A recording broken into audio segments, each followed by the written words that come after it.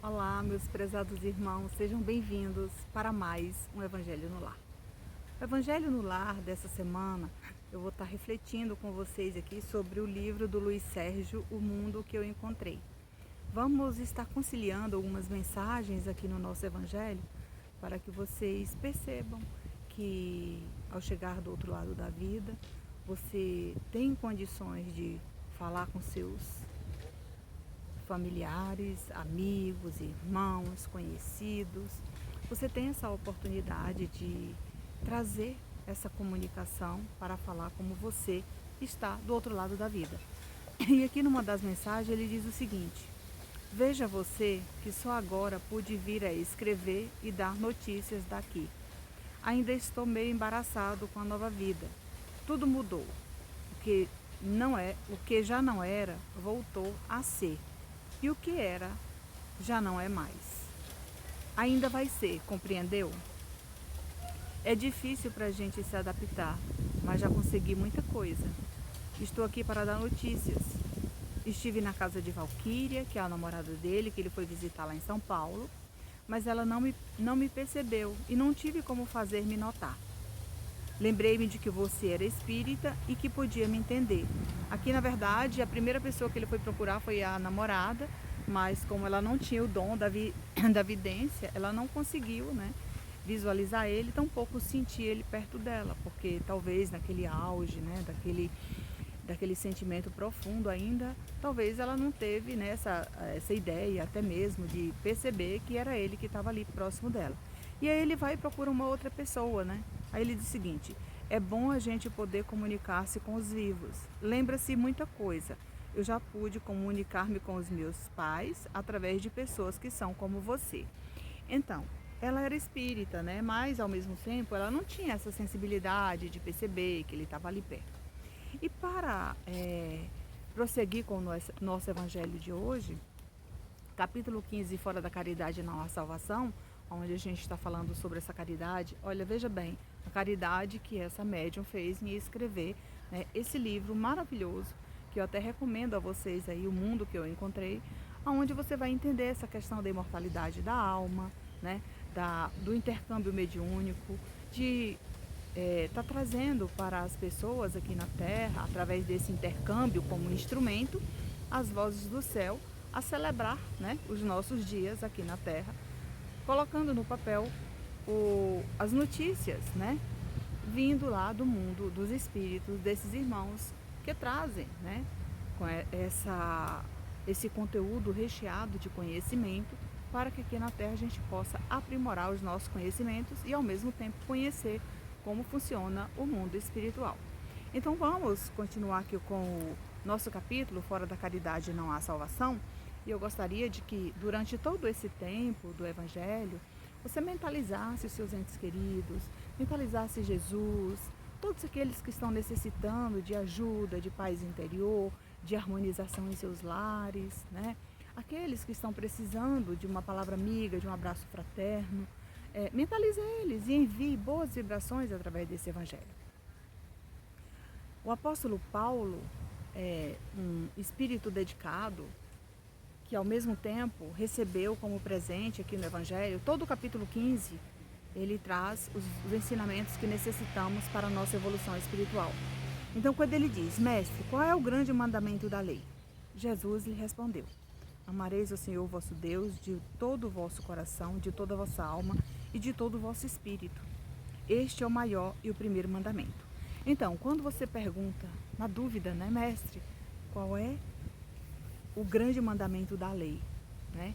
Então, quando você vai lá na questão 886 do Livro dos Espíritos, né, qual o significado da palavra caridade, benevolência para com todos, quando ele responde tudo lá para você, aí você vai entender por que Paulo de Tarso faz essa pergunta ao Mestre Jesus.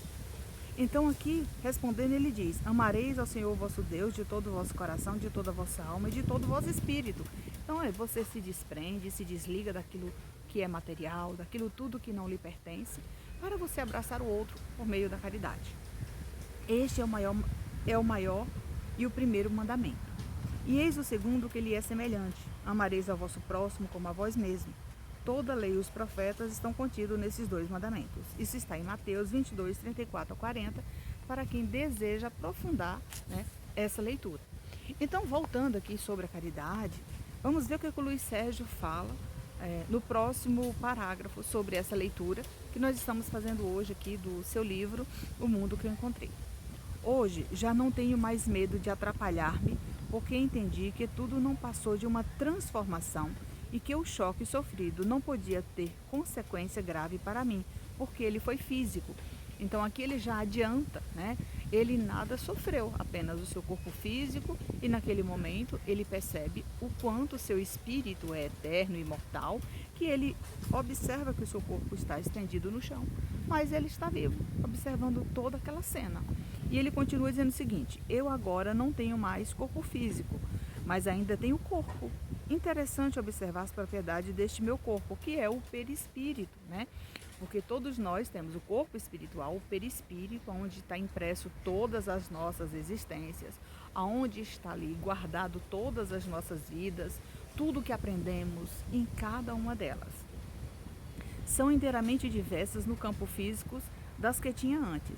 Se dois corpos não podiam ocupar o mesmo espaço, agora podem, já que eu posso atravessar uma parede sem nada me acontecer. Só não posso me incorporar em massa física, ou seja, no corpo físico, né? Sem ela me repele. Então eu a contorno buscando uma superfície não repelente, aí então eu atravesso. Então, aqui ele está falando da volitação, né? O que acontece? Naquele momento que ele está como espírito, ele atravessa uma parede, ele entra numa casa sem precisar abrir a porta. Então, é pensar que vai naquele ambiente, ele já vai estar lá. Porque o espírito, ele transita aqui entre nós. Então, nesse momento, essa questão da caridade, quando Paulo de Tarso falou, né? E aí a gente vai estar lembrando também, né, do seu encontro com Jesus na estrada de Damasco, que todos nós conhecemos como sendo o convertido de Damasco. E naquele momento em que Paulo de Tarso, quando ainda era Saulo, né, naquele auge do seu orgulho, da sua vaidade, né, de ir em busca, né, daquele velhinho que transmitia o amor, a caridade, a alegria, os ensinamentos do Cristo, ele queria porque queria encontrá-lo para destruí-lo. E naquele momento que Jesus observou que ele não estava no caminho certo, ele já havia feito muita coisa ruim na sua cidade, em Coríntios, e foi o momento em que Jesus se apresenta na sua frente como uma luz, e ele fica cego e cai do cavalo. Então, muitas vezes, a gente tem essa luz na nossa frente, esse mar de conhecimentos, temos esse mar de oportunidades de fazer a caridade e não observamos, mas é natural isso. Cada um tem o seu despertar. Uns têm o despertar mais rápido, outros mais lentos. Assim também é a mediunidade. Como acontece aqui, como diz o Luiz Sérgio. E aqui, no Evangelho, no item 6, ele continua falando: ainda que eu falasse a língua dos homens e até mesmo a língua dos anjos, se não tiver caridade, sou apenas como um metal que soa e um sino que tine.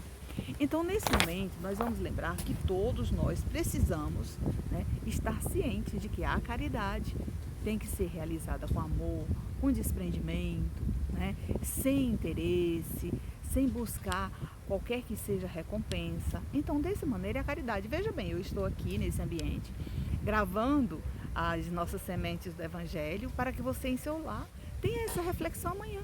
E quem sabe amanhã poderá ser você buscando essa oportunidade de também estar abrindo um canal na internet para transmitir a boa nova para as pessoas que ainda não conhecem essa beleza que é o Evangelho segundo o Espiritismo.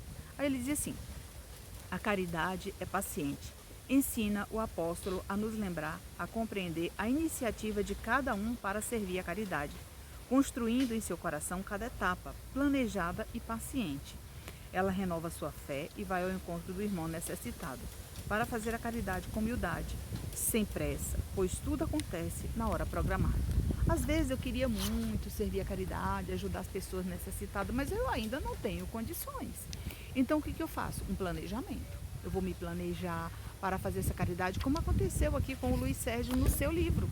Na verdade, essa pessoa que ele encontrou, né, a senhora Laide, para escrever esse livro, o que aconteceu?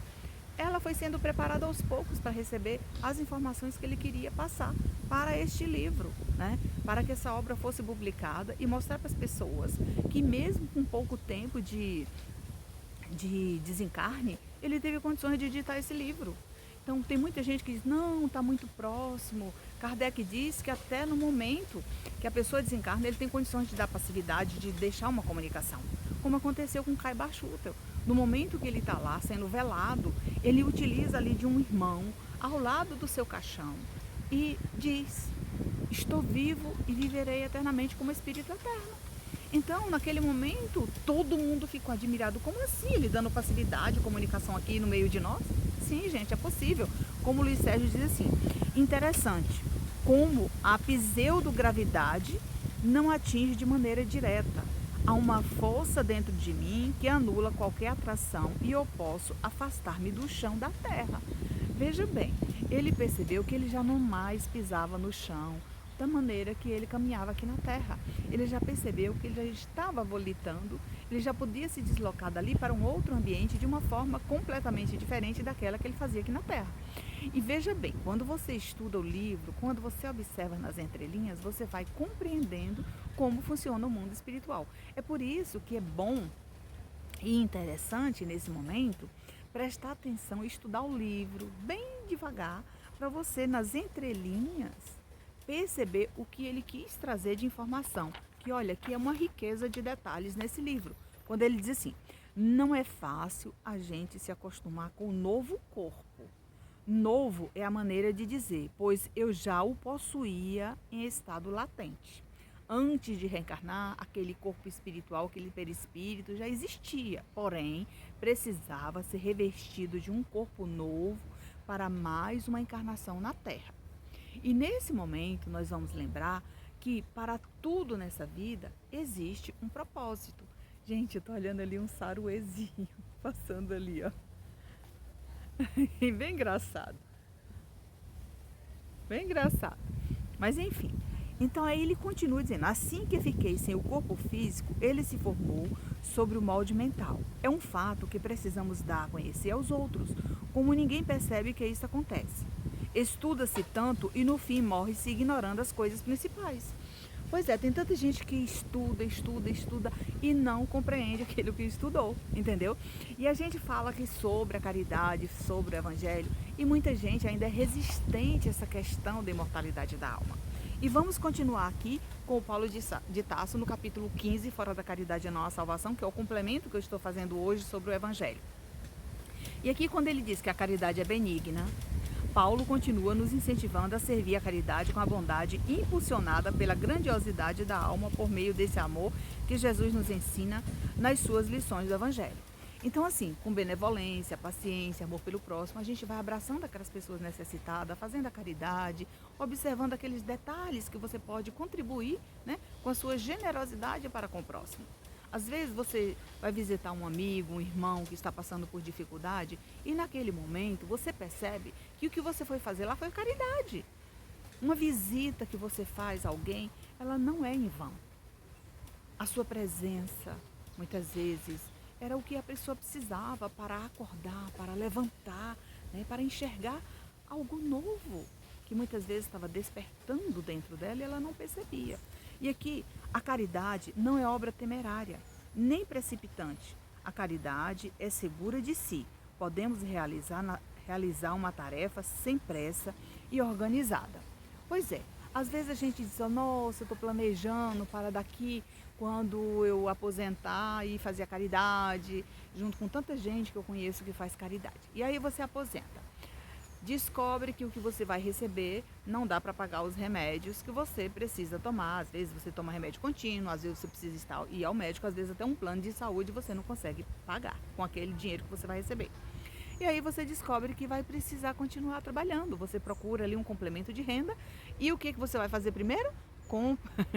Você vai complementar a sua renda e você vai excluir do seu pensamento, da sua vontade, a caridade.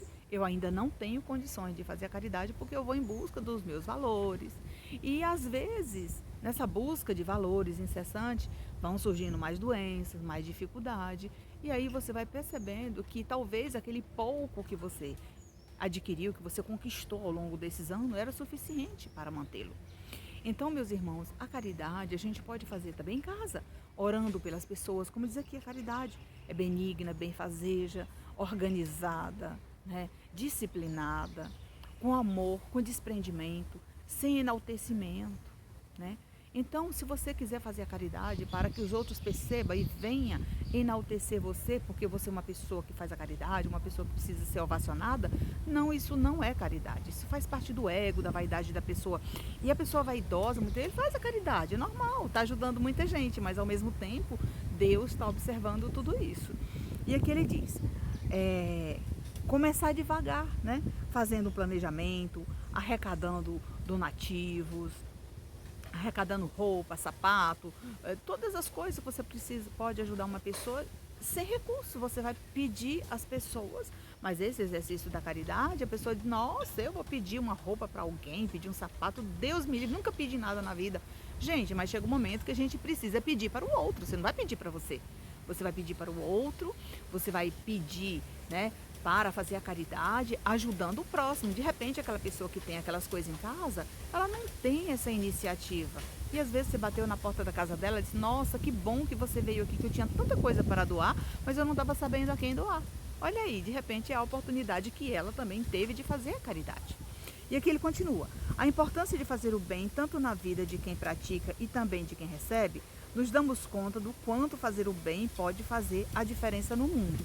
Seja você a fazer essa diferença, seja você essa pessoa, né, decidida, dedicada a fazer essa caridade nesse mundo. E aqui vamos continuar mais um trecho do livro do Luiz Sérgio. Veja bem, ele diz o seguinte, esse aqui ele chama a atenção e eu acho importante ler esse pedacinho para vocês. Agora vejo como na Terra ainda falta muita coisa para ser descoberta. É preciso que alguém acorde e descubra o universo que vive em volta do nosso mundo. Veja bem, quantos anos foi publicado esse livro? Isso que é muito novo quando você lê. Agora vejo como na Terra ainda falta muita coisa para ser descoberta, porque tem muita gente que ainda não descobriu a caridade, ainda não descobriu essa questão da imortalidade da alma, de um estudo sistematizado, de um conhecimento mais profundo sobre a doutrina espírita e sobre o mundo espiritual. Então, nesse momento, o que você vai fazer?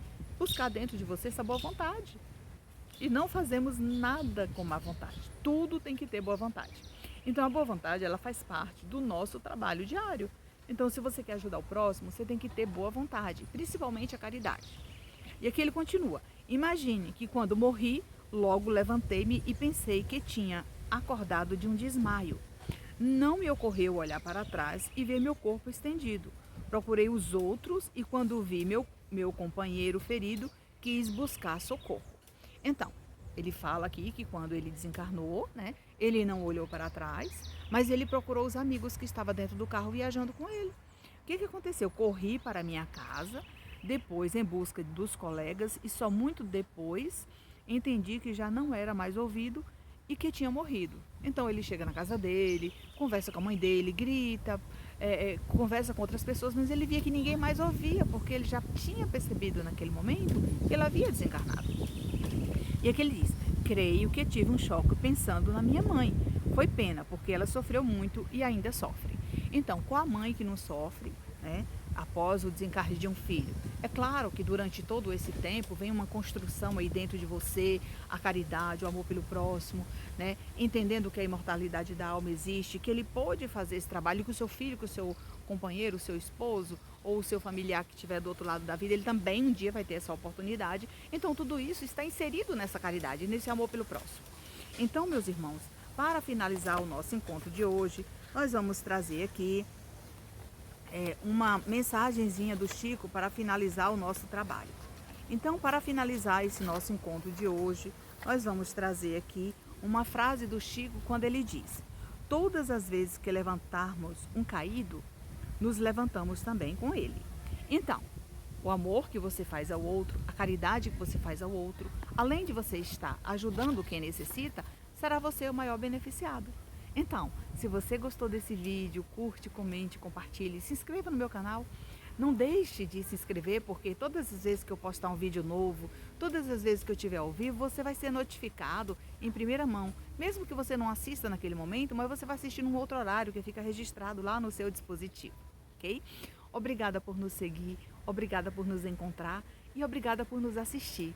E fiquem na paz do Mestre Jesus.